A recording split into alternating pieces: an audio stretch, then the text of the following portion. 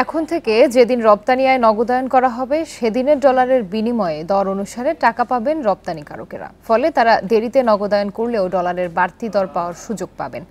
সোমবার কেন্দ্রীয় ব্যাংকের এক প্রজ্ঞাপনে এই তথ্য জানানো হয়।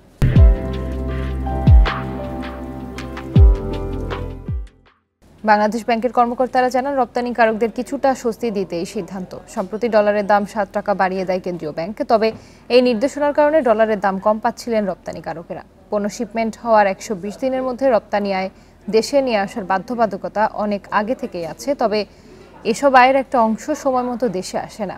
নতুন সিদ্ধান্ত অনুযায়ী রপ্তানি আয় যে দিনই রপ্তানিকারকেরা নগদায়ন করবেন, তারা ওই দিনে ডলারের দর পাবেন।